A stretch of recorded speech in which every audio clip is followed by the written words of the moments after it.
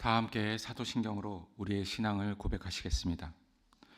전능하사 천지를 만드신 하나님 아버지를 내가 믿사오며 그 외아들 우리 주 예수 그리스도를 믿사오니 이는 성령으로 잉태하사 동정녀 마리아에게 나시고 본디오 빌라도에게 고난을 받으사 십자가에 못 박혀 죽으시고 장사한 지 사흘 만에 죽은 자 가운데서 다시 살아나시며 하늘에 오르사 전능하신 하나님 우편에 앉아 계시다가 저리로서 산자와 죽은 자를 심판하러 오시리라. 성령을 믿사오며 거룩한 공회와 성도가 서로 교통하는 것과 죄를 사하여 주시는 것과 몸이 다시 사는 것과 영원히 사는 것을 믿사옵나이다. 아멘. 찬송가 159장 기뻐 찬송하세. 159장입니다.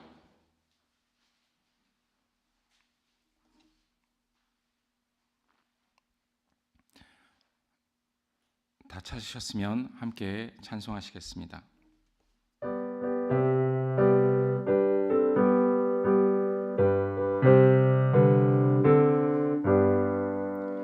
기뻐 찬송하세. 주님 부활했네.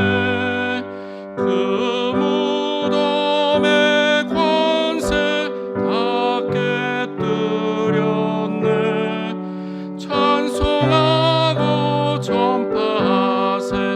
대속하신 주님 할렐루야. 찬송하세.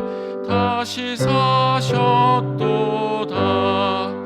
기뻐 찬송하세. 밝은 빛이 왔네. 그 어둠의 권세 다 이기셨네. 찬송하고 전파하세. 대속하신 주님 할렐루야. 찬송하세. 다시 사셨도다. 기뻐 찬송하세.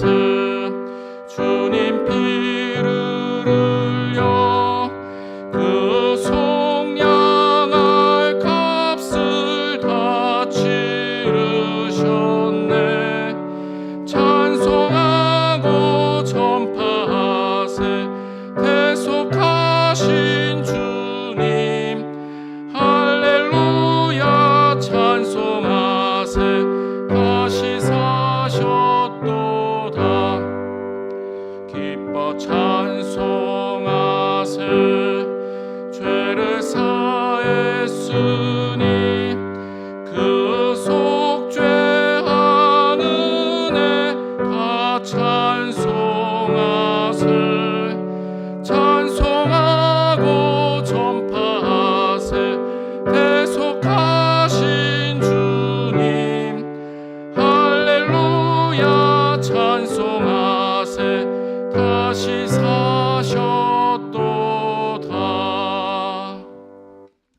아멘.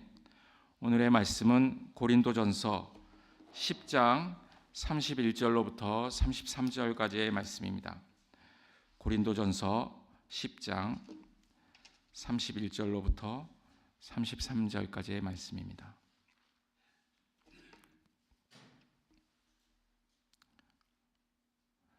다 찾으셨으면 함께 봉독하시겠습니다. 그러므로 여러분은 먹든지 마시든지 무슨 일을 하든지 모든 것을 하나님의 영광을 위하여 하십시오. 여러분은 유대 사람에게도 그리스 사람에게도 하나님의 교회에도 걸림돌이 되지 마십시오. 나도 모든 일을 모든 사람의 마음에 들게 하려고 애씁니다. 그것은 내가 내 이로움을 구하지 않고 많은 사람의 이로움을 추구하여 그들이 구원을 받게 하려는 것입니다. 아멘. 오늘 이 아침에 찬송이 너무 높았죠. 저는 아주 힘들었습니다. 그래도 우리는 오늘 함께 예수님을 찬양하고 또 하나님께 예배드리는 것이 우리의 기쁨인 줄로 믿습니다. 하나님께서 이스라엘을 이집트에서 이끌어내실 때 이스라엘은 모두 구름의 보호 아래 있었습니다. 그리고 바다를 함께 열어서 지나갔습니다. 바울은 이 일을 가리켜서 그들은 모두 구름과 바다 속에서 세례를 받아 모세에게 속하게 되었다, 이렇게 말을 합니다. 구름과 바다는 모두 물입니다. 그렇죠? 즉 물로 세례를 받았다는 것입니다. 이집트를 나올 때 물 위에서 그 위의 물 아래에서, 그리고 아랫물을 가르고 마른 땅을 건너서 탈출을 했습니다. 그러므로 물로 세례를 받는다, 우리가 물로 세례를 받는다는 것은 곧 이집트를 탈출하는 것입니다. 이집트는 세상을 의미하기 때문에 우리가 물로 세례를 받게 된다는 것, 우리가 물로 세례를 받는다는 것은 이 세상과는 무관하게 되고 하나님의 보호하심 아래에 있게 되었다는 것입니다. 마가복음 1장 4절은 세례 요한이 광야에 이르러 죄 사함을 받게 하는 회개의 세례를 전파하니라고 말씀하고 있습니다. 그러므로 세례는 죄 사함을 받는 표이고 또 세상 권세가 아닌 하나님의 주권 아래에 있게 되었다는 그러한 증표입니다.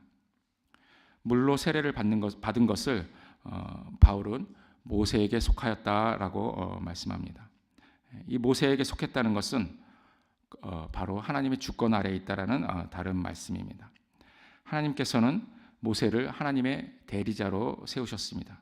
그리고 모세로 하여금 하나님의 권세와 권위를 가지게끔 그렇게 하셨습니다.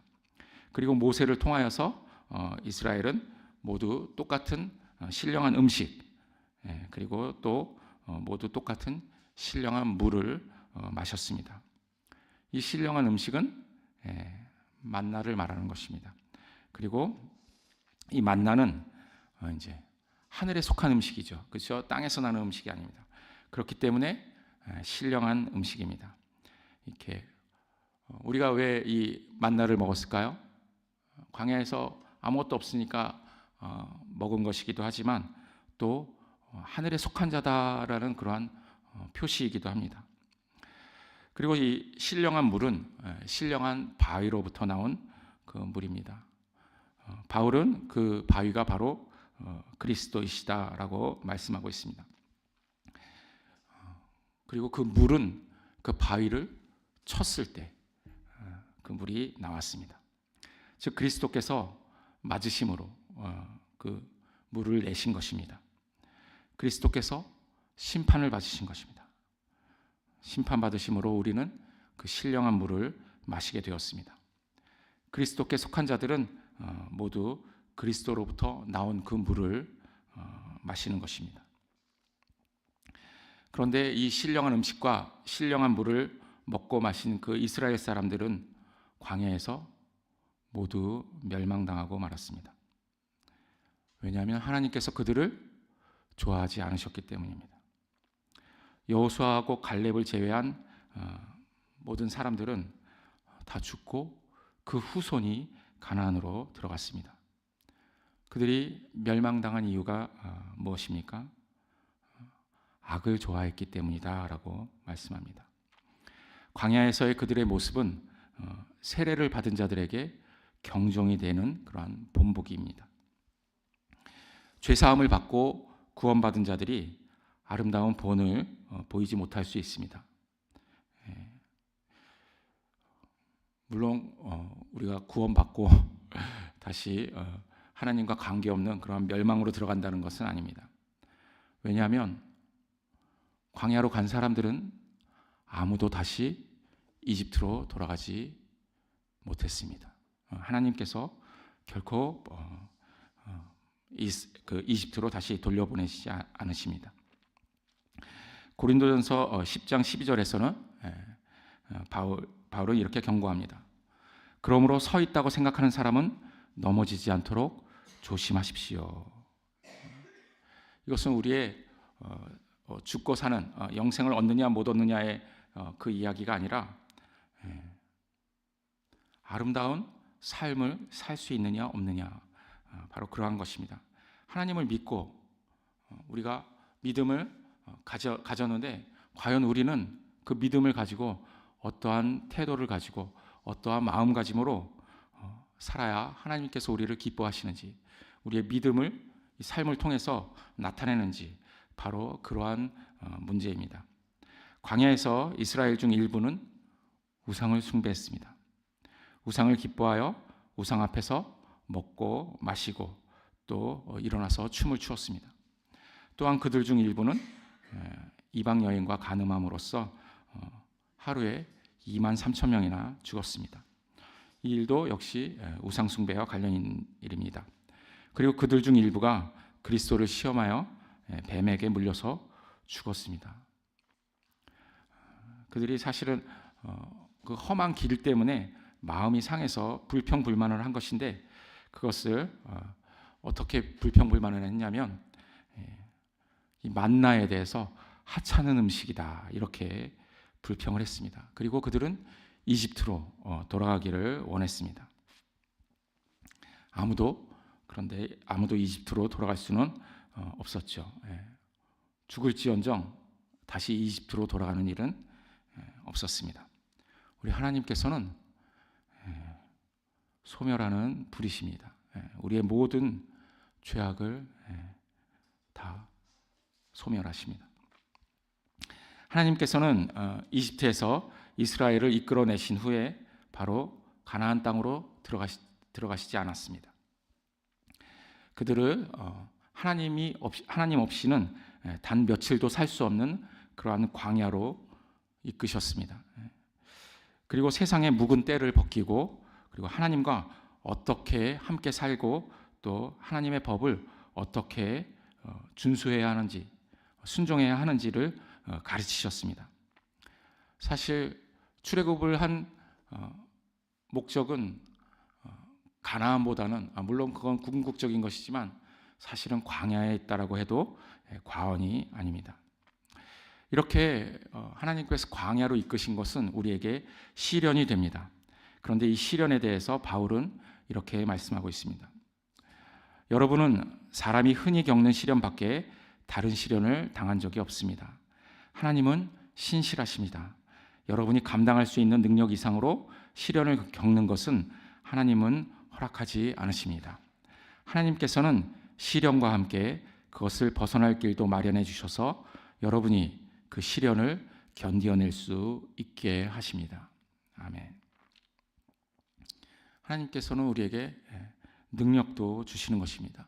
이 세상을 넉넉히 이길 수 있도록 능력을 주십니다.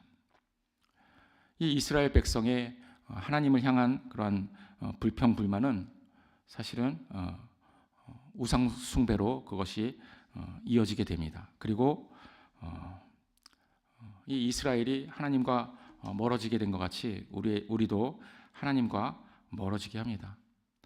우리가 자녀일지라도 부모와 멀어질 때도 있지 않습니까? 그렇죠?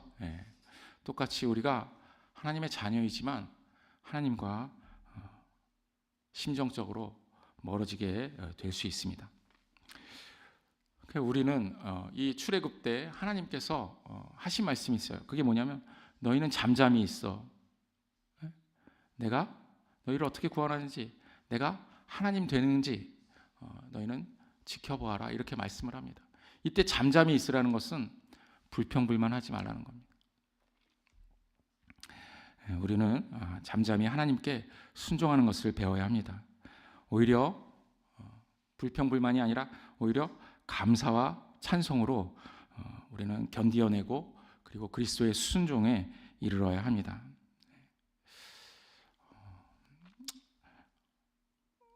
어떤 사람들은 혹은 우리 스스로도 이렇게 생각할 수 있습니다. 모든 것이 다 허용된다, 이렇게 사실은 이렇게 말할 수도 있습니다. 그러나 모든 것이 다 유익한 것은 아닙니다. 또 모든 것이 다 덕을 세우는 것은 또 아닙니다. 이러한 태도는 자칫 우리가 하나님을 대신해서 우리가 남을 비판할 수 있는 그러한 방종으로 이끌 수 있습니다. 그렇기 때문에 우리는 우리의 스스로의 이익을, 자기 유익을 추구하지 말고 남의 유익을 추구하는 그러한 마음가짐을 가져야 합니다. 이러한 마음가짐은 곧 먹든지 마시든지 무슨 일을 하든지 모든 것을 하나님의 영광을 위하여 살게 하는 그러한 것이 됩니다. 그리하여 우리는 우리와 맞지 않는 사람, 또 우리가 좋아할 수 없는 사람에게도 그리고 또 하나님의 교회에도 우리는 걸림돌이 되지 말아야 합니다. 우리가 세상에서 욕을 얻어먹기도 하죠. 누군가의 잘못으로 욕을 먹기도 하지만 또 전체가 욕을 먹기도 하죠. 그렇죠? 사실은 우리가 세상에서 욕을 먹지 않을 수 없습니다. 그렇죠? 왜냐하면 사단이 우리를 항상 비난하고 조롱하고 예수님께서 당하셨던 것 같은 그러한 것을 우리에게도 합니다. 우리는 그리스도의 남은 고난이 우리에게는 있습니다. 그렇지만 그럼에도 불구하고 우리는 모든 일을 모든 사람의 마음에 들게 하려고 애쓰는 태도를 가져야 합니다. 자기 이익을 굳지 않고 많은 사람의 유익을, 많은 사람의 이로움을 추구하며 또 그들이 그것 때문에 구원받을 수 있도록 그렇게 다른 사람을 구원하는 그런 지혜를 가지고서 우리는 그 삶을 살아야 합니다. 우리의 선교는 말로만 하는 것이 아닙니다. 우리의 삶이 다른 사람들을 위하여 삶으로 말미암아 선교를 하게 되는 겁니다. 저는 이러한 선교를 하는 저와 여러분이 되기를 간절히 바랍니다. 우리 모두 함께 하나님께 이러한 예담교회가 되게 해달라고, 이러한 교회가 되게 해달라고 우리 함께 기도하시면 좋겠습니다. 기도하시겠습니다. 죄에서 우리를 건지신 하나님 아버지, 그리스도의 남은 고난을 채워가는 우리에게 성령의 능력으로 주님의 오심을 기다리게 하여 주시옵소서. 이 세상을 살아가면서 간신히 그리스도인의 이름을 가지고 살아가는 것이 아니라 넉넉히 세상을 이기는 그러한 주님의 자녀들이 되게 하여 주시옵소서. 우리를 승리케 하신 예수 그리스도 이름으로 기도 올립니다. 아멘. 하늘에 계신 우리 아버지여, 이름이 거룩히 여김을 받으시오며 나라의 임하옵시며 뜻이 하늘에서 이룬 것 같이 땅에서도 이루어지이다. 오늘날 우리에게 일용할 양식을 주옵시고 우리가 우리에게 죄 지은 자를 사하여 준 것 같이 우리 죄를 사하여 주옵시고 우리를 시험에 들게 하지 마옵시고 다만 악에서 구하옵소서. 대개 나라와 권세와 영광이 아버지께 영원히 있사옵나이다.